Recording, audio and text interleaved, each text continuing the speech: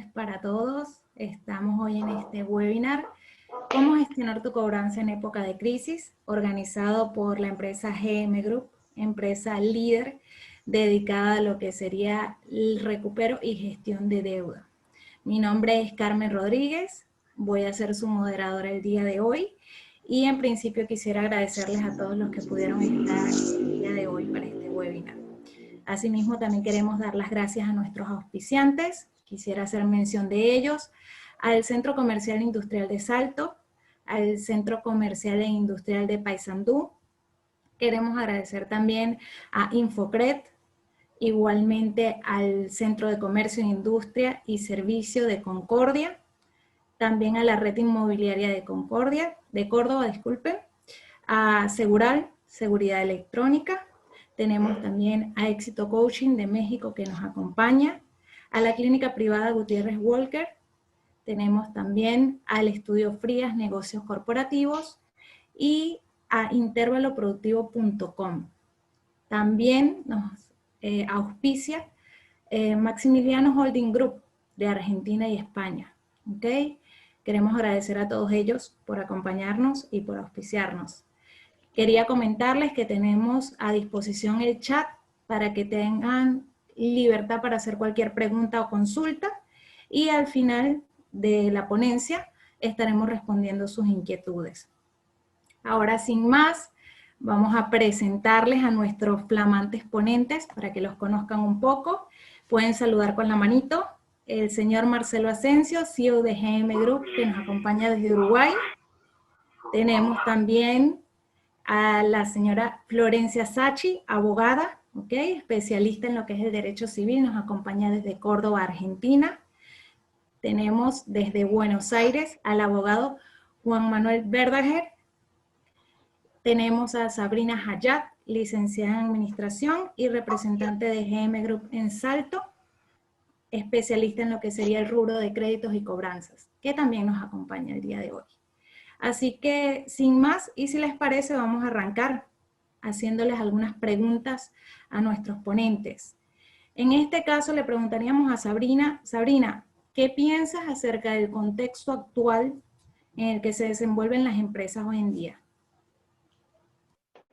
Primero, creo que estamos todos atravesando por una situación realmente atípica. Creo que nadie se hubiera imaginado que en este 2020 íbamos a estar atravesando una pandemia. De hecho, la altura del año en la que estamos, y lo seguimos haciendo. Creo que tanto las empresas como las personas estamos en un contexto de muchísima incertidumbre, donde venimos sintiendo los efectos y las consecuencias de la pandemia desde sus inicios, como así también de las medidas que se vienen tomando, tanto en materia de salud como de economía. No es mi intención entrar en detalle de cuáles vienen siendo estas medidas, pero sí de los resultados que venimos observando, y que no es otra cosa más que la clara disminución de la actividad económica, ¿sí? Esta disminución de la actividad económica que se ve reflejada en ventas nulas, en empresas que tuvieron que cerrar sus puertas. Hablamos de empresas que tuvieron que endeudarse para pagar el sueldo a los empleados y cubrir los costos fijos, de clientes que dejaron de pagar, de personas que dejaron de comprar, de personas que también se tuvieron que endeudar para hacer frente a los gastos del hogar, y podría seguir con una lista de situaciones que no hacen otra cosa más que reflejar la falta de dinero.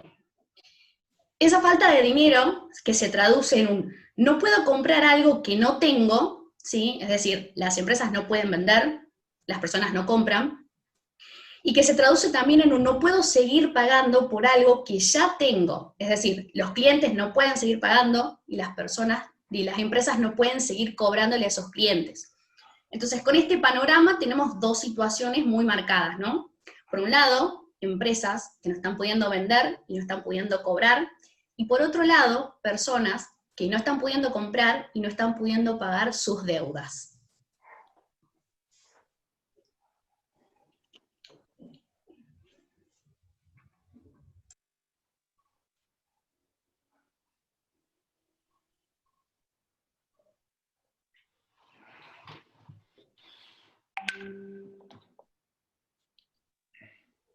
Ahora sí, tenía desactivado el micrófono. En este caso, pregunto, bajo el escenario, con estas observaciones que nos acabas de hacer, ¿qué piensas entonces que hay que hacer ante este contexto y ante esta situación? Considero que como empresas hay que tomar decisiones que estén orientadas y dirigidas a buscar un punto de equilibrio en el que sea posible que una empresa le pueda vender a alguien que no está pudiendo comprar en ese momento y que sea posible que una empresa le pueda cobrar a un cliente que en ese momento no le está pudiendo pagar en tiempo y en forma. Perfecto. Entonces, la siguiente pregunta que nos haríamos en ese caso es, ¿de qué maneras crees que se puede llegar a ese punto de equilibrio? Bien, yo tengo dos recomendaciones para buscar ese punto de equilibrio.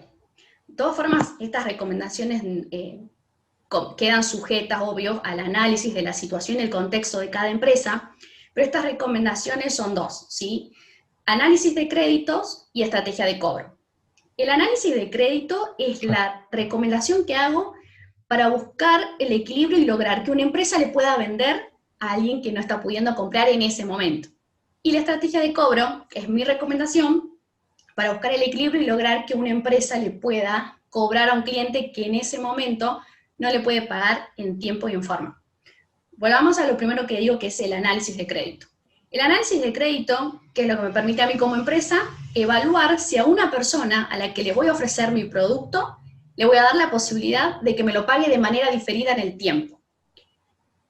Cuando hablo de análisis de crédito me refiero a que es la empresa misma quien asume el riesgo del otorgamiento de ese crédito. Ahora bien, ¿qué es lo que me va a permitir ese análisis de crédito? Me va a permitir incrementar las ventas y tener una cartera propia de clientes. Esto me lleva a aumentar la rentabilidad de mi negocio. ¿Cómo incremento las ventas? Captando nuevos clientes, ¿sí? Esta recomendación es para el caso de las empresas que no ofrecen una alternativa de financiación, ¿sí?, a sus clientes. Pongamos un ejemplo, ¿sí? Yo tengo una empresa y vendo muebles. Tengo una persona que está interesada en una mesa y 4 sillas, pero que no me puede pagar el monto total de esa mesa y 4 sillas en ese momento, ¿sí? Pero sí puede hacerlo con pagos mensuales. Entonces, si yo como empresa no le ofrezco ninguna otra alternativa de pago, ¿qué va a pasar? Esa persona va a buscar la misma mesa y las 4 sillas, o lo más parecido que encuentre, y vaya a otro lugar y compre ahí. Si yo le ofrezco otra alternativa, esa persona me va a elegir a mí, ¿sí? Y yo de esa manera estaría captando a alguien que antes no estaba haciendo. De esta manera yo estoy incrementando mis ventas.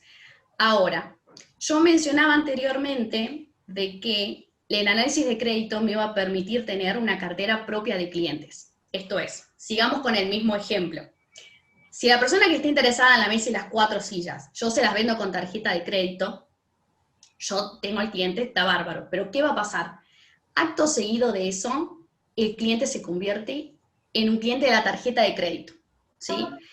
Ese era un cliente circunstancial, que pasó, vio la mesa con las sillas, me compró, pero que automáticamente inicia una relación comercial con esa tarjeta de crédito, independientemente de cualquier servicio de postventa que yo como empresa le ofrezca. Ahora bien, si yo como empresa le doy una alternativa al cliente y decido financiarle yo esa mesa y las 4 sillas, y establecemos que me la pague en 6 cuotas mensuales, ¿qué va a pasar? Ese cliente, de ser circunstancial, va a pasar a ser un cliente fijo de mi empresa. Es decir, va a formar parte de mi propia cartera de clientes. ¿Esto qué quiere decir? Que como mínimo voy a tener los datos del cliente. Como mínimo voy a tener vínculo con él 6 meses. Yo voy a poder, que es un tiempo en el que yo puedo trabajar mejor en el vínculo, donde yo puedo conocer mejor sus intereses, donde yo voy a poder ofrecerle más y mejores bienes y servicios. Y es muy probable que si hacemos las cosas bien, al cabo de esos 6 meses, no solamente el cliente me cancele el crédito, sino que me vuelva a comprar y que inclusive me recomiende con amigos, con familiares y con conocidos. Entonces, por eso es que esta recomendación para mí es importante, de que esté sobre la mesa, ¿no? Porque si bien por ahí el hecho de elegir ofrecer financiación propia a los clientes tiene sus riesgos, también tiene sus beneficios, ¿no? Y está bueno que sea considerado y puesto sobre la mesa. Claro, entonces entendemos que una manera de fidelizar al cliente es otorgándole Tal cual. créditos. Entonces aquí creo Sí. que cabe la pregunta, ¿cómo hago como empresa, como pyme, para yo poder ofrecer en este caso o brindarle crédito a mis clientes? Y luego, ¿cómo hago para ser efectiva en la cobranza? Porque como dice, se corre el riesgo cuando uno entrega el crédito y no es la tarjeta. Entonces, ¿cómo podemos asegurarnos de entregar un crédito y cobrarlo efectivamente? Genial. Bueno, primero, si ya decido como empresa entregar el crédito, tenemos que tener un proceso de otorgamiento de crédito bien definido, ¿sí? Y que tenga en cuenta, desde la documentación que vamos a utilizar y que dé origen al crédito, ¿sí? La documentación y la información que se le va a pedir al cliente, el scoring crediticio que realicemos, es decir, la información que vamos a necesitar, la base de datos, los buró de créditos, los niveles, los niveles que decidamos tener de riesgo y demora, como así también de tener un proceso definido de cobranza, ¿no? Es decir, cómo vamos a hacer el seguimiento y la gestión de ese crédito en todas sus etapas, de la preventiva hasta la tardía, judicial y extrajudicial. Ahora, dicho esto, si entregamos los créditos, si tenemos un proceso definido, ahora bien, ¿cómo debería ser ese proceso o qué debería tener? Y lo que debería tener es estrategia de cobro. Esa estrategia de cobro debería estar aplicada en cada una de las instancias del proceso de cobranza de esa empresa. Esto responde a la pregunta de cómo hacer efectivo el cobro. Una estrategia de cobro es aquella que busca la manera más adecuada de llegar al mejor resultado entre cliente y empresa, ¿sí? Una buena estrategia de cobro es aquella que tiene como premisa apostar al contacto humano, apostar al diálogo, a la empatía con el cliente, al conocer qué es lo que le pasa al cliente, cuál es la situación y el contexto que lo rodea, para así visualizar cuáles son las distintas posibilidades de pago y los medios de financiación que tiene de la deuda que tiene, ¿no? Ahora, esto implica cambiar el concepto que se tiene sobre dos cuestiones. Por un lado, de deudor, y por otro lado, de cobranza. ¿Por qué de deudor? Porque muchas veces se suele estigmatizar a la persona que debe. Estamos muchas veces, o se escucha, estamos acostumbrados que el cliente que dejó de pagar automáticamente es una persona no grata para la institución, es el enemigo, está en lista negra. Y la verdad que no tiene mucho sentido. Es importante entender que la deuda del cliente no es personal, ni con la empresa ni con los empleados. Simplemente es consecuencia de una relación comercial. Y por otro lado, mencionaba de cambiar el concepto que se tiene de cobranza, porque los que nos dedicamos a este rubro desde hace tiempo, y mis colegas van a dar fe de lo que voy a decir, porque nos pasa todos los días, cuando uno habla de cobranza, automáticamente lo toman y se refieren a la misma como si fuera una práctica abusiva, inclusive, o agresiva a veces. Y la verdad que la cobranza no es así, y si existe de otra manera, es una mala gestión de cobranza, ¿no? Ahora, ¿por qué hago hincapié en esto? Que si bien esta premisa que apuesta al diálogo, a la empatía con el cliente, sin perder de vista que hay una obligación y que hay que cumplirla, es aún mucho más importante ahora en el contexto de ahora. ¿Por qué? Porque si hablamos de que estamos en un contexto de crisis, ¿qué es lo que pasa? Las personas que dejan de pagar lo hacen porque no pueden, no porque no quieren. Entonces, esto es algo muy importante porque yo como empresa saber que mis clientes no me están pudiendo pagar, pero quieren hacerlo, para mí es fundamental y hace mucho la diferencia, porque eso me da pie a mí a que yo pueda sentarme a dialogar con el cliente, a ver qué es lo que está pasando, desde cuándo tiene esta situación, cuáles son las distintas posibilidades que tiene para salir de eso, o qué es lo que proyecta, y qué propone él para hacer frente a la obligación. Porque si bien yo como empresa me siento, lo escucho, entiendo, ¿sí? No podemos perder de vista que hay una obligación y que se tiene que cumplir. Entonces, la estrategia de cobro consiste en eso, ¿no? En buscar el mejor camino para lograr que el cliente cumpla con la obligación que tiene y que la empresa pueda recuperar su dinero y de esta manera sin perder el vínculo y la relación comercial en el tiempo. Genial, entonces aquí podemos entender que lo que busca una buena estrategia de cobro es mantener una buena relación, un vínculo comercial sólido y bien establecido entre cada empresa y sus clientes. Sí. Sin embargo, como dijiste, no hay que dejar de lado de que la deuda está presente. Entonces la pregunta sería, a partir de aquí, ¿cómo esa empresa puede otorgar un crédito y quedarse con algún documento, o qué documentos necesitaría la empresa para cuando otorga un crédito sentirse tranquila, y a su vez la empresa de cobranza qué documentos requeriría para poder llevar a cabo esa gestión de cobro que sea saludable para ambas partes? No sé si con esto nos pudiera ayudar Juan Manuel. Sí, Carmen, con gusto. A la hora de hablar de documentación respaldatoria de las obligaciones a las operaciones comerciales, de lo que estamos hablando es de pasar en claro cuáles son las condiciones con las que nos estamos vinculando entre cliente y proveedor. Acá de lo que se trata es de tener claridad. Lejos de estar fijando distancia con el cliente, lo que estamos buscando es preservar un conflicto. La idea no es estar repasando todo el tiempo el contrato para ver en qué situación estamos, sino que el contrato es un resguardo que uno tiene que pone en claro cuáles son los alcances de la operación. Por supuesto que podemos firmar un contrato en donde detallemos monto, plazo, objeto, y aparte del contrato, lo que podemos hacer es firmar documentación que respalde o refuerce el carácter de la obligación. A ver, estamos hablando de títulos ejecutivos, estamos hablando en el caso de muebles, prendas, estamos hablando en el caso de créditos al consumo, pagarés, hasta para obligaciones más fuertes o de inmuebles, estamos hablando de hipotecas.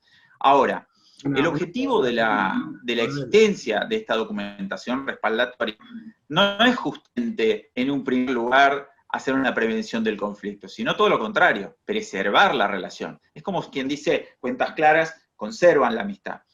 Ahora, ¿qué es lo que pasa? Normalmente cuando, por la dinámica de las relaciones comerciales, se llega a una situación que estamos en mora, lo que pasa es que se ha recorrido un camino en el cual, por ahí está este due diligence, si vos querés. Antes que te interrumpa, que estaría bueno también aclarar que una deuda documentada tampoco va a garantizar el cobro de una deuda, que muchas veces es el gran error de las empresas, decir, bueno, tengo un vale firmado y ya tengo el éxito de la cobranza. No es así. A ver, una deuda que no tenga documentada muchas veces es más fácil que la deuda que está documentada. En eso hay que llevar en pie también, es lo que siempre lo vemos. A veces firmo un vale y la persona no tiene nada, entró a concurso, no tiene un bien, le debe a Dios a 2 empresas. Y capaz que a veces no tengo ninguna factura firmada, no tengo nada firmado y tengo mucho más efectividad en el cobro de la deuda. Que eso sí va a depender de lo que venía hablando hoy Sabrina, de la estrategia de cobro que nosotros vamos a hacer, o que la empresa va a buscar de por qué ese deudor tenga la necesidad de pagarle a la empresa, ¿no? Es un poco, disculpá que te... Es que es algo común. Para no, está bien, es que, a ver, iba a hacer hincapié en eso. Vos estás, a ver, llevando adelante una negociación comercial, muchas veces es inoportuno, con la dinámica que uno va teniendo en la negociación, cuesta encontrar el momento para justamente contar con esta documentación. Y de repente lo que iba a ser un negocio que iba a empezar con la documentación, termina siendo un negocio que se va cumpliendo con la costumbre, que va generando costumbre, con un cumplimiento, con entregas, con pagos, entregas y pagos, y al momento de que empieza la mora, justamente esta documentación no llega a estar. Ahora, el hecho de que no haya documentación, Tampoco, como vos bien decís, no necesariamente significa que es algo que no se pueda recuperar. más que nada, a ver, justo de frente, cuando abro la cámara, la tengo a Giovanna, entonces me vienen algunas cosas a la mente. ¿Qué pasa? Muchas veces por el trajín, por el negocio que está Giovanna, muchas veces ellos no le pueden hacer firmar al empleado que va a levantar un alambre. Entonces, ahí es cuando la documentación no lleva la logística, no es adaptable a la documentación. Que sí, la mayoría de esos deudores pagan porque tienen una intención de volver a comprar de vuelta en el negocio. Y lo que hacemos nosotros es generar el prestigio que tiene esa empresa en su zona. Esa es la clave, que no es la documentación que tengamos, más que nada va a ser la necesidad de pago que vaya a tener el deudor. Eso hay que Entonces, en este caso les pregunto a ambos. Sí. Les quisiera preguntar, entonces, en este caso, para clarificar un poco el punto de si es necesario o qué documentación es necesaria para poder otorgar tanto un crédito como generar una cobranza, en este caso con la tranquilidad para el cliente. ¿Tenemos la misma efectividad o hay efectividad tanto en la cobranza de una deuda documentada como en la de una deuda no documentada? La respuesta un poquito, capaz que no es a la pregunta que vos me hacés, Carmen, pero la documentación es como la cobranza. El momento de cobrar, vos vas a elaborar una estrategia para cobrar la deuda. El momento de hacer una documentación también. A ver, va a ser un factor logístico, un factor de comodidad. Vos no te vas a generar más trabajo de recurso humano por tener una documentación firmada, que tampoco te va a garantizar y te va a generar el éxito. El mismo análisis que vas a hacer para cobrar es el análisis que tenés en la documentación. Que eso hay que llevarle importancia. Voy a firmar, vale, todo bien. En lo teórico es bueno, pero cuando lo voy a llevar al práctico, ¿cómo lo hago? ¿Cómo lo hace Giovanna para hacer todas las personas que van a comprar a su comercio, le haga firmar un documento? Es imposible, hay horario que ella no está, que se hacen compras. Entonces, a ver, va a depender más que nada del deudor, de la característica del deudor, no es tanto la documentación. ¿Y sabés cuándo revisás por ahí la documentación? Cuando hay un pequeño quiebre en la continuidad de las relaciones, que hace que el empresario empiece a mirar con otros ojos al cliente y empieza a evaluar la posibilidad de que se genere un conflicto. Una mora temprana, a una mora un poco más importante, muchas veces ahí es donde nos acordamos de revisar la documentación. Ahora, que la documentación no esté completa, y vuelvo al due diligence que estaba hablando, no significa que sea incobrable. No es que si no están estos papeles, entonces no se puede hacer nada. Simplemente que lo que hay que hacer es ver con lo que se cuenta para elaborar la estrategia de cobranza. Entonces, al elaborar vos la estrategia de cobranza y no apelar al abogado solamente para el envío de la carta de documento, para tenerlo listo, para mandarlo a tribunales, vos lo que haces es darle una incumbencia previa, preventiva al abogado, que lo que haces es incluirlo en la estrategia de cobranza. Si vos exponés al abogado directamente, tranquilo de que tenés bien los papeles, por ejemplo, a ver, vos por ahí vas a estar fuerte para el recuperado de la deuda, pero lo más probable es que quiebres la relación comercial. Y hay que armonizar un poco las dos cosas, porque de lo que se trata es de preservar la relación con el cliente. Vos exponés al abogado y vas a hacer que levante la guardia la contraparte y te presente al abogado. Eso es garantía, no de que tenés los papeles. Que vos tenés los papeles es garantía de conflicto en ese caso. Entonces, no hay que limitarse al tener o no papeles. Por supuesto que hay que tenerlos y la incumbencia del abogado va a ser aconsejarte en qué documentación tenés. Cada operación va a llevar su proceso. Pero no nos tenemos que olvidar que no es limitante. No es el punto si uno tiene papeles, sino si hay estrategia de cobro o no posible. Más que nada, ¿qué intención tiene esa persona de pagar a nosotros, la empresa? A ver, en el caso nuestro, ponerle como empresa de cobranza, lo que nosotros hacemos es buscar la necesidad de querer pagar. ¿Por qué le tenés que pagar a dicha empresa? Porque es única en el mercado, la que mejor precio te da una buena atención. ¿Qué estás incumpliendo sos vos? A veces miramos deudores, que haces un banco central y tienen 10 registros. Y en esa empresa no tienen documentación firmada. ¿Y por qué pagan? Y a veces dicen, ¿por qué me paga a mí y no le paga a los otros? Que los otros 9 tienen registro. A ver, lo pagan a nosotros de una, que puede ser que la gestora lo llama mucho, y para que no lo llama le pagan, o directamente, creo que el gran porcentaje es porque quiere seguir comercializando con la empresa. Pero la empresa no le dio una oportunidad de pagar. A ver, no le dio la facilidad, y él por vergüenza no se la pidió a la empresa. Entonces creo que va ahí, más que nada, va a ir siempre más basado por la gestión que la documentación. Perfecto, eso es un punto importante que lo hayan aclarado, bastante importante. Sin embargo, les pregunto, ya que puedes cobrar una deuda sin tener documentación, ¿hay algún contexto regulatorio para el cobro de deuda que sea importante que conozcamos? No sé si está Florencia por allí, que también es abogada, que nos pueda asistir. Bueno, buenas tardes a todos. Sí, para hablar un poco de lo que es el contexto regulatorio, hay que decir que toda la actividad de cobranza obviamente debe desarrollarse dentro de un marco de legalidad. Tanto lo que son las leyes argentinas y uruguayas, que son los participantes con los que contamos acá, establecen parámetros y requisitos que deben cumplir estas prácticas, estas actividades, para que no sean consideradas ilícitas o abusivas.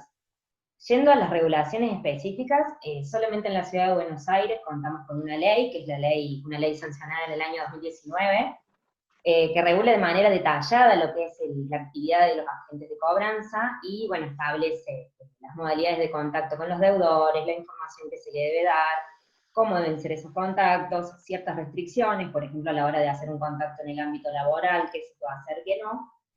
Pero si bien es solo para la Ciudad de Buenos Aires, es una ley que recepta todos los principios generales que rigen en la materia, por lo que nosotros, obviamente para todos aquellos empresarios que lleven adelante su cobranza, tanto para las agencias de cobranza también, recomendamos la lectura. ¿Por qué? Porque recepta los principios generales y es bastante clarificador en este tema.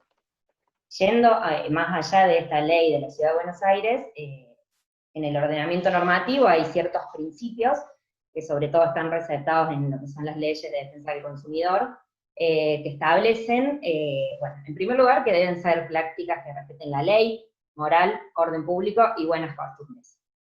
En la práctica, o sea, a las regulaciones específicas que por ahí me gustaría comentar acá son, en primer lugar, lo que se llama el deber de información. Proveedor y empresario deben brindarle al deudor información cierta, clara y detallada de lo que se le está reclamando. Esta información no debe dar lugar a la confusión. O sea, al momento de hacer un contacto, ya sea telefónico, sea que se le envíe una notificación, debe brindársele una información completa, que no deje lugar a dudas, porque en caso de que genere confusiones, puede haber sanciones. Otra de las cuestiones que están reguladas es el tema de los reclamos extrajudiciales, la apariencia de estos reclamos. Lo que dice la ley es que si se va a hacer un reclamo extrajudicial, no debe tener apariencia de reclamo judicial. Lo que significa que una persona X, un deudor X que sea totalmente ajeno a tribunales, a los abogados, a los expedientes, puede distinguir al recibir ese reclamo si se le inició un juicio o no. Por eso es que nosotros siempre recomendamos que cualquier notificación que se haga se evite por ahí hacer menciones de tribunales, de medidas cautelares, o que se usen sellos, insignias, membretes de entidades oficiales, y cualquier otra mención que por su forma de expresión pueda atender esta confusión. También esto va mucho de la mano con lo que es el derecho a defensa, o sea, la persona al recibir debe saber si se le inició o no un juicio para saber, obviamente, cómo actuar. Y en tercer lugar, una de las regulaciones que me gustaría comentar, que por decirlo al último no es la menos importante, al contrario, es la que genera por ahí más revuelo y ha tenido más sanciones, es la obligación que tienen proveedores, empresarios, agentes de cobranza, quien realice la cobranza particularmente, de brindar condiciones de trato digno al deudor. O sea, se encuentra expresamente prohibido someterlo a condiciones humillantes, avergonzantes, cualquier tipo de coacción, cualquier tipo de amenaza o cuestiones que generen vergüenza o humillación en el deudor. Estos son básicamente los puntos más importantes que tiene el ordenamiento jurídico en general. Sí recomendamos, vuelvo a decir, el tema de la Ley de Buenos Aires, que es mucho más clara, punto a punto, de qué se puede y no se puede hacer, pero me gustaría remarcar que todo lo que lo que se refiere a este tema, se trata de criterios de interpretación amplios. ¿Qué quiero decir con esto? Cualquier práctica sometida a criterio de un juez, o sea, que se lleve a la justicia, y que un juez pueda considerar que se afectó la dignidad o alguno de los derechos de este deudor, puede considerarse abusiva o ilícita, y obviamente traer sanciones, siempre son sanciones económicas. Por eso es que siempre recomendamos buscar minimizar estos riesgos, obviamente buscar minimizar el exponerse a un reclamo y una futura sanción, profesionalizando la actividad de la cobranza. Y la profesionalización para nosotros, ¿qué implica? Primero, con conocimiento pleno de la normativa. Segundo, hacer análisis previos y pormenorizados de las prácticas que se van a llevar adelante y cómo van a ser. Y en tercer lugar, un control permanente de estas prácticas, o sea, mientras se van desarrollando, controlar cómo se hacen los contactos, cómo se dirige la gente a los deudores, qué información se le brinda, qué información se le deja de brindar, todo para que no quede lugar a dudas, obviamente, de la legalidad y la legitimidad de lo que son estas prácticas. Genial. Bueno, creo que quedó bastante claro. Sin embargo, creo que cabe la pregunta si hay antecedentes judiciales referidos a este tema. Si es de conocimiento público, algún ejemplo que se nos pueda dar de esto. Sí, obviamente creo que los ejemplos por ahí nos ayudan para graficar un poco esta situación. Me gustaría comentarle tres casitos. El primer caso es el de un jardín en la ciudad de Salta, fue en el año 2011, quizás ustedes lo pueden recordar porque tuvo bastante difusión mediática. En este caso, los directivos del jardín, bueno, había una niña que los padres tenían una deuda con el jardín, y los directivos optaron por colgar en el delantal, en el pintorcito de la nena, la notificación de deuda para los padres. En este caso, bueno, causó bastante revuelo, obviamente intervino la Secretaría de Defensa del Consumidor de Salta, inició acciones por este tema. El jardín terminó con una clausura, y lo que dijo la Secretaría de Defensa del Consumidor de Salta es que, independientemente de que haya una deuda o no, de que la persona lo pueda pagar o no, siempre el reclamo debe ser respetándose la dignidad. Más aún en este caso en el que se trataba de un niño, donde se da la condición de doble vulnerabilidad. La condición de consumidor, que ya es algo vulnerable, desigual, y la condición de niño. Un segundo caso, que es similar también de trato indigno, trato humillante, es el de un cementerio privado, en el cual la administradora del cementerio decidió a los deudores, digamos, colgar en las lápidas unas calcomanías en rojo con la leyenda en mora. En este caso también se llevó a la justicia, y lo que se resolvió fue multar a la administradora del cementerio, una multa económica bastante grave, por el hecho de que, o sea, los argumentos de la sentencia fueron el hecho de que cualquier persona que circulara por el cementerio pudiera ver esa calcomanía, constituía obviamente una situación vergonzosa para lo que son los parientes y allegados de la persona que se encontraba descansando ahí. Eso es un ejemplo claro de trato vergonzoso. Ahí está. Y en tercer lugar, un tercer ejemplo que me gustaría comentarlo, que es más referido al deber de brindar información, lo constituye el caso de una conocida empresa de telefonía celular, que en este caso la empresa había contratado una empresa de cobranza, o sea, había tercerizado su servicio de cobranzas, y esta empresa de cobranzas lo que hizo fue remitir a un deudor ciertas notificaciones al domicilio particular y al domicilio laboral, donde le informaba que tenía una deuda. Tenía una deuda que debía comunicarse a tal teléfono, su nombre y su DNI, omitiendo decir el origen de la deuda, de qué empresa era, cuál era el monto, y dar detalle y claridad, digamos, como establece la norma. Lo que se resolvió en este caso, bueno, se llevó a la justicia, es condenar con multa a la empresa de telefonía. Eso es lo que por ahí, bueno, es un caso que nos queríamos comentar acá porque nos llamó la atención.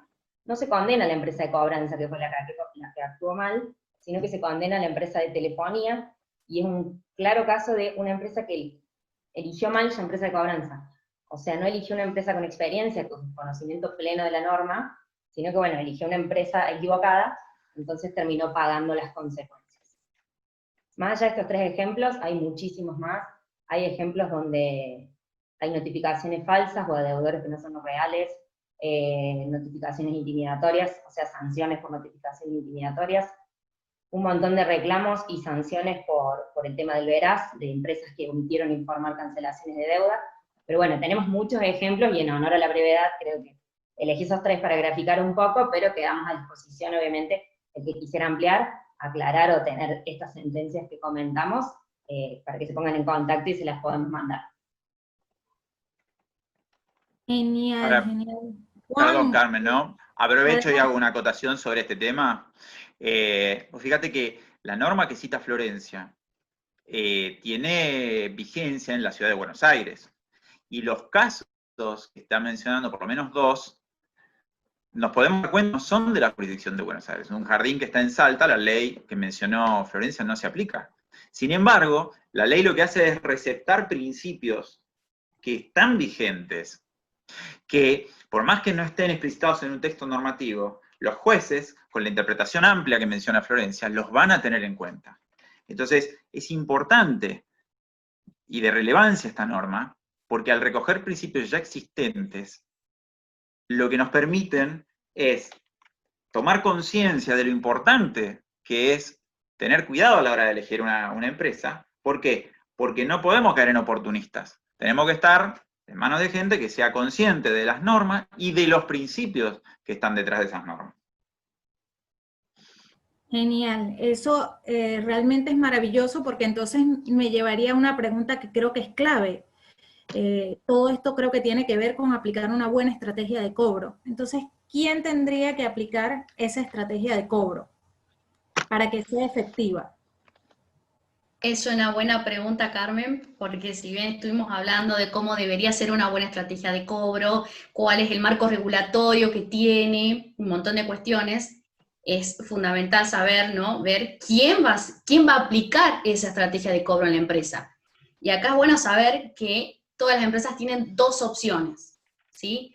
Por un lado, que lo apliquen ellas mismas, es decir, yo como empresa tengo dos opciones. O me encargo yo de mi propia cobranza, o contrato a alguien para que se encargue de la gestión de esa cobranza, ¿sí? Pongamos un ejemplo. Si yo tengo una empresa y me encargo de la gestión de cobranza de mi cartera, o sea, no hay mucho para agregar, ¿no? Tengo un ciclo bien definido, un proceso establecido, recupero mi propio dinero, no necesito de ninguna otra empresa, no tengo que pasarle la cartera a nadie, bárbaro. Ahora, ¿qué pasa cuando volvamos a que estamos en un contexto de crisis? ¿Qué puede pasar? Y que es muy probable que pase. Que yo, en mi empresa, con la estructura de cobranza que tengo, ¿sí? Yo la tengo para X cantidad y volumen de deuda. Y en un contexto de crisis, ¿qué es lo que pasa? Ese volumen de deudas a mí se me dispara, porque aumenta la cantidad de clientes que dejan de pagarme en tiempo y en forma. Entonces, de repente, la empresa se va a encontrar con una situación en la que la estructura de cobranza que tiene ya no es suficiente para el nuevo volumen de deudas. Entonces, acá es cuando la empresa tiene que tomar una decisión sobre si quiere recuperar su dinero, ¿no? Y es, o invierto en la gestión de mi cobranza, o tercerizo. Si yo decido invertir en la gestión de cobranza, ¿qué implica? Implica que voy a tener que tomar personal voy a tener que incrementar mi departamento de cobranza. Necesito más personas, necesito software tecnológico, necesito más recursos, necesito dinero. Todo esto, ¿sí? ¿Qué va a tener de ventajoso y que va a permitir que la empresa pueda atender a todo el nuevo volumen de deudas que tiene, ¿sí? Ahora bien, ¿qué va a pasar, ¿no? Cuando pase toda la instancia, pase la crisis y la empresa vuelva a tener el mismo volumen de deudas de antes? De repente, la empresa se puede encontrar en una situación en que tiene una nueva estructura de cobranza establecida para un nivel de deudas que ya no tiene. Entonces, acá es donde ya entra en juego, ¿sí? el analizar las ventajas y las desventajas, y la situación y el contexto de cada empresa en particular, de que si le conviene realmente invertir y agrandar el departamento de cobranza, definir nuevos procesos para hacer frente al nuevo volumen de deudas, o bien seguir gestionando el nivel de deudas para el cual ya está preparada, ¿sí? Y en el caso de todas las deudas que no está pudiendo acaparar o atender, de encargar a otra persona, a otra empresa que se pueda encargar de eso. Entonces, acá es fundamental saber que quienes pueden aplicar esta estrategia de cobro y que lo pueda hacer uno o puede encargarlo en otra persona, ¿sí? Confiar en otra persona, en otra empresa, es decir, buscar un aliado estratégico para la gestión de la cartera. Perfecto, entonces en este caso, si yo como empresa decido terciarizar, porque obviamente mi estructura no me permite llevar yo lo que sería toda la gestión de cobro y decido terciarizar, ¿cuáles serían las ventajas de que yo terciarice la cobranza? No Bueno, sé si Carmen, a ver, en línea con lo que viene diciendo Sabrina, a ver, hay un punto principal que es la disminución de los costos fijos si uno terceriza. A ver, tenemos criterios comerciales y tenemos jurídicos. El de los costos es netamente comercial. Si yo tercerizo, disminuyo mis costos fijos. A ver, no es lo mismo contratar personal al que por más que yo comisione no puedo soslayar pagarle un salario básico, que tercerizar en una empresa a la que le requiero más si tengo más cartera para cobrar, y le requiero menos si tengo poca cartera para cobrar. Encima, no es fijo, ¿por qué? Porque está atado al resultado, es decir, si la empresa cobra de mi crédito, entonces también cobra. Y si no cobra, También como va a está estar, atado al resultado, entonces tampoco cobra. ahí va a estar también la necesidad que la empresa va a tener de cobrar, el incentivo que tiene la empresa. A nosotros nos pasa, no entra un deudor y desde que entró el deudor, nosotros y todo el equipo están pensando en cómo cobrar. Porque también el personal de GM, en el caso, a nosotros no trabajan las demás empresas, pero en el caso nuestro, el personal está invocado de cómo cobrar. Estamos todos preocupados de cómo llegar a ese objetivo que cobrar la deuda. Y a veces, muchas veces pasa en la empresa, por la falta de incentivo hacia el equipo, es que ese equipo no tenga una necesidad de cobro. Nosotros sí, porque depende de esa cobranza nuestros ingresos, ¿no? Y está relacionado con otro punto que también es una ventaja, eso que vos decís, Marcelo, que es la profesionalización del área. Porque, a ver, en esta época, en donde la capacidad ociosa de las empresas aumentó como consecuencia de la menor actividad, ¿qué pasa? Hay empresas que han puesto a cobrar a personal que no es del área. Hay empresas incluso que han puesto vendedores a realizar las cobranzas. A ver, esto te puede resolver el tema de la capacidad ociosa, pero de repente vos te vas a encontrar con gente que no es especialista en esto y que... ¿Cómo? Más que nada la experiencia. Fíjate, a veces cuando vos... Exacto. A ver, no tiene experiencia. El ejemplo, no es profesional. El ejemplo de un médico, poner un ejemplo, un médico. Vos vas a un médico, no sé, un cirujano. No es lo mismo un cirujano que tiene 100 operaciones, que está, poniendo un ejemplo, en Capital Federal, a un cirujano que está en el interior. No es que el del interior no sea mejor, pero el de Capital Federal está haciendo 10 o 20 operaciones más que el del interior. Pasa lo mismo, en la cobranza pasa lo mismo. Nosotros estamos continuamente teniendo problemas con deudores. Entonces, la manera que nosotros vamos a elaborar una estrategia va a ser mejor. ¿Pero por qué? Porque por los casos que tenemos. Lo pasa una vez el mismo caso con Juan Manuel, después lo va a pasar con Sabrina, y así vamos a ir rotando. Esa es la realidad, no es... Porque muchas veces la empresa te dicen, ¿cómo hiciste para cobrar? Yo pasé un año entero atrás de ese deudor. ¿Y vos cómo lo lograste? No, a ver, lo mismo que me pasó con esa persona, me pasó hace 3 años con otra. Esa es la realidad, no es que seamos los mejores, nada que eso. Tocamos de la misma manera que tocamos anteriormente.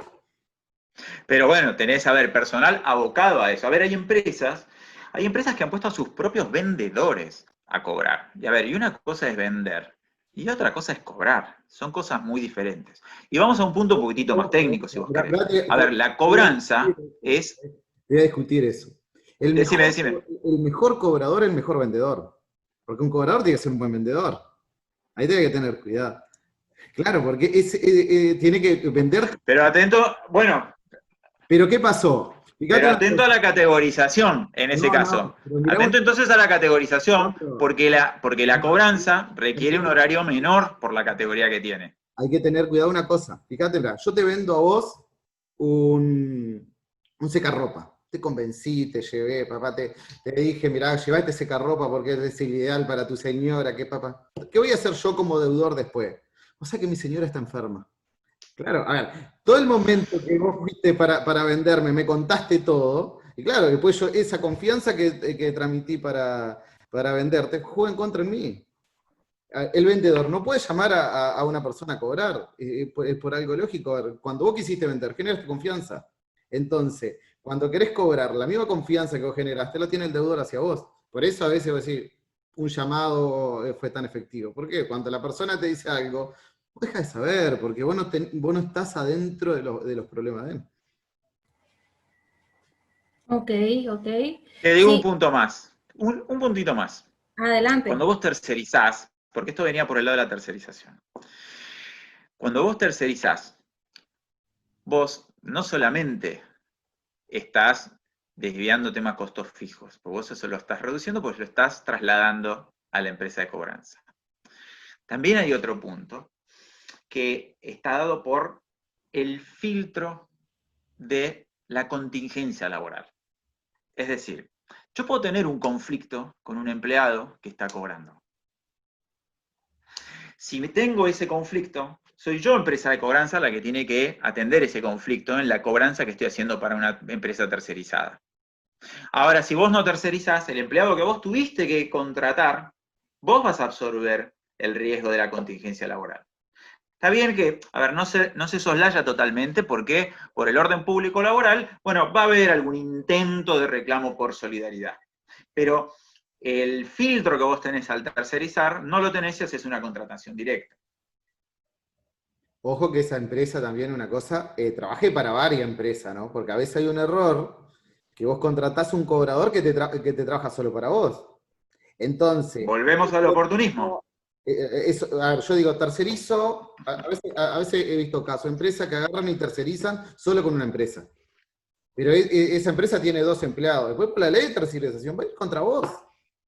Porque es diferente que la empresa que vos contrataste tenga varias facturas emitidas con varias empresas. Ahí sí no hay una relación laboral. Porque si te cobras solo una, también vas a tener un problema laboral. Exacto.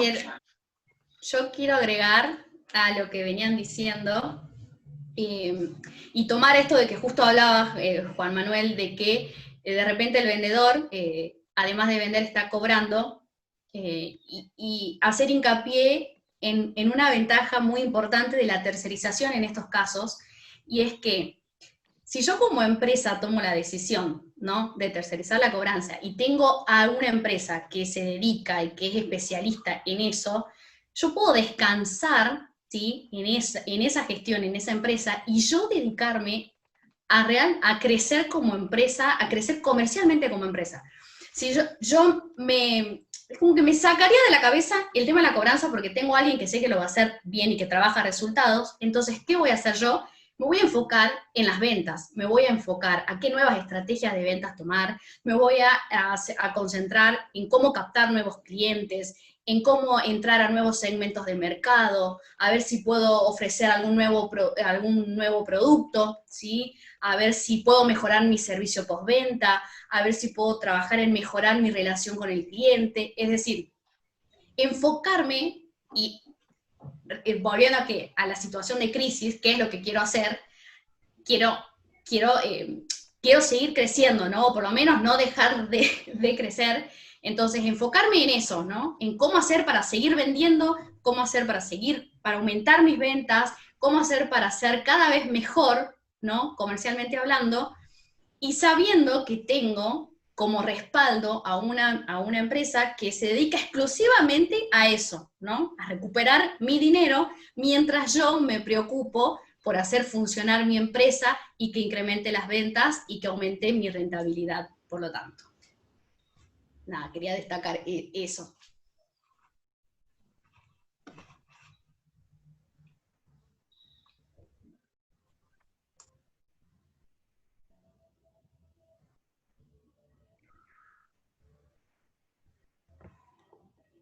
Digo, un detalle más, si volvemos a la referencia de las prácticas abusivas que estábamos hablando, y tenemos gente que no está entrenada haciendo esto, lo único que falta es que terminemos teniendo un reclamo por prácticas abusivas, cuando en realidad lo que estábamos intentando era cobrar un dinero que nos debíamos, y de acreedor pasamos a deudor.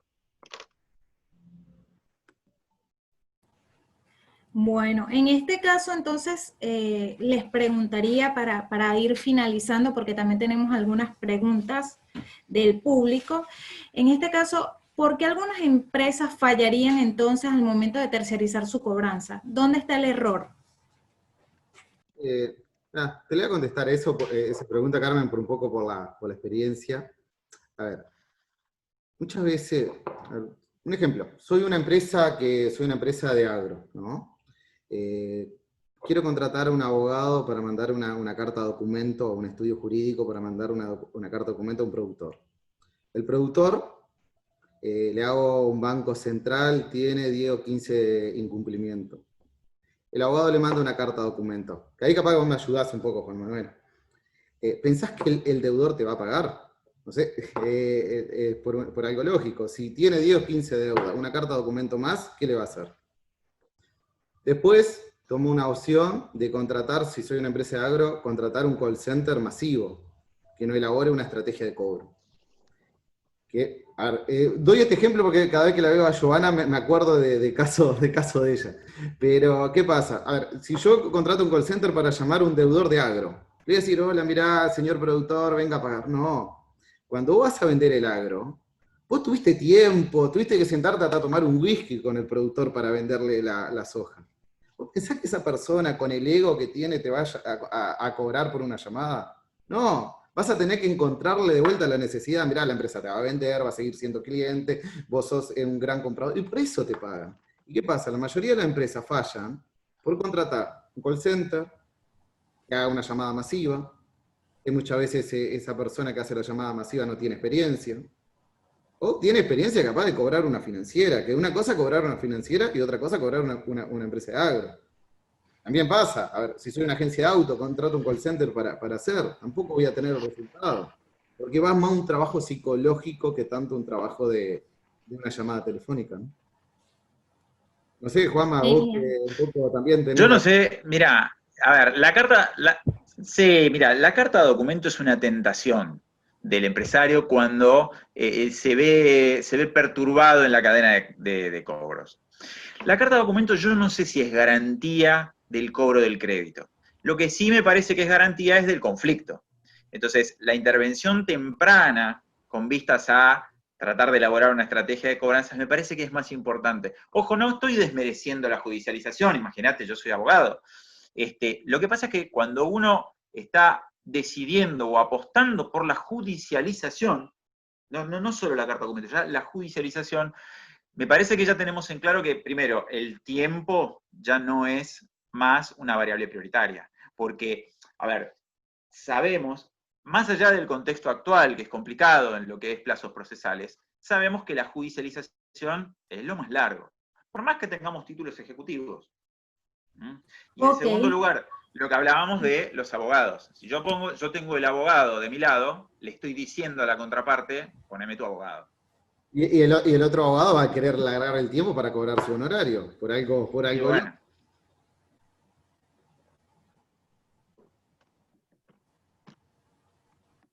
Entonces, a veces un poco la mala decisión, o no conocer el mercado, ese que fallamos. La realidad es, si no conozco cómo cobrar, muchas veces por tener una necesidad de tener ese dinero de una manera rápida en mi empresa, cometo el gran error.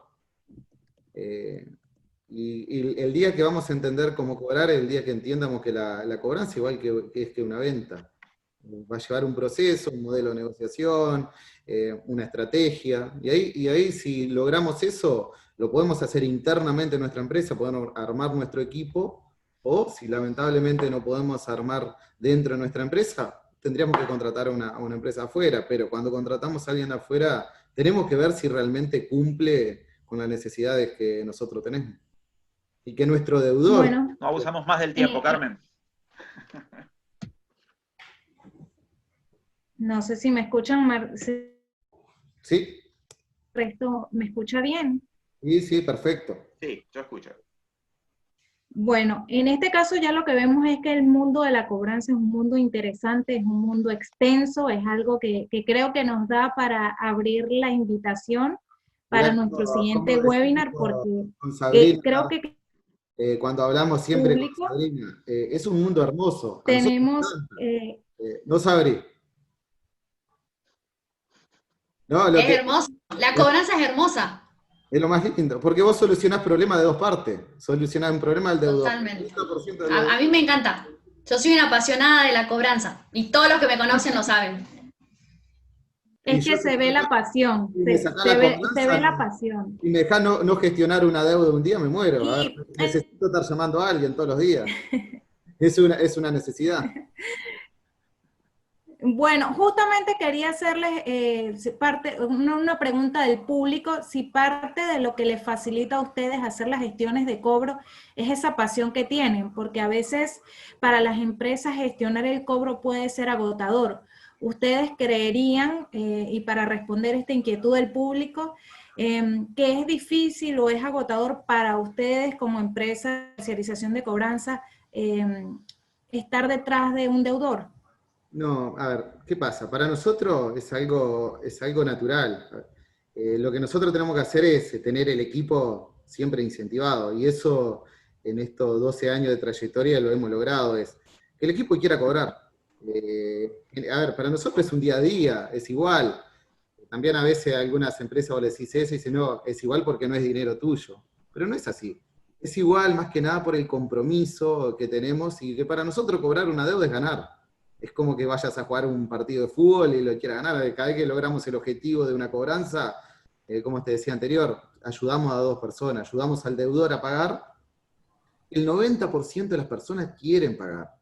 Y muchas veces no lo pagan por circunstancias. Entonces nosotros logramos que esa persona pague. Y ayudamos que la empresa recupere el dinero. Entonces para nosotros no es agotador, al contrario, es un placer.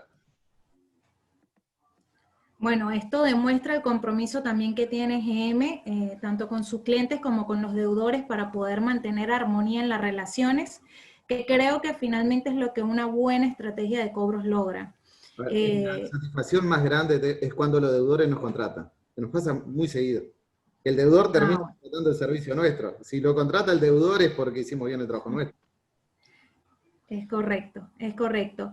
En este caso, bueno, yo creo que no queda más que darle las gracias a todos y cada uno de los participantes que nos acompañaron. Quisiera que sepan que las preguntas que nos hicieron en el chat, que les quedaron algunas dudas, van a ser respondidas por nuestros ponentes de manera privada, para que eso les deje la tranquilidad de que no se van a quedar con esa incertidumbre, las vamos a ir respondiendo.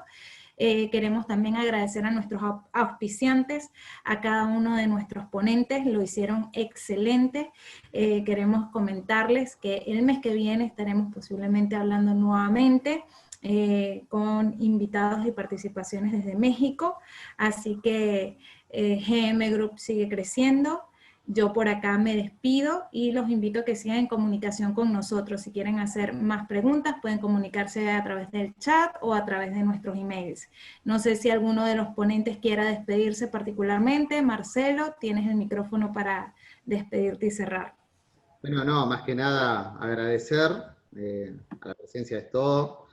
Como dijiste, Carmen, justo lo tenemos a José, así que también que va a ser la sorpresa de México, ahí está saludando. No sé si quiere decir una palabra, José, adelantar un poco lo que va a ser la charla del mes que viene.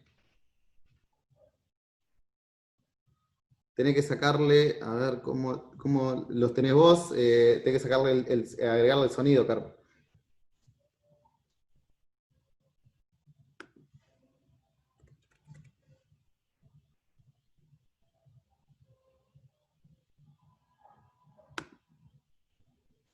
A ver, José, ahí.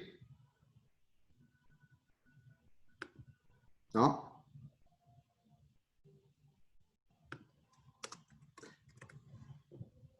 Bueno, quedaste sin hablar, José. No, dejamos para la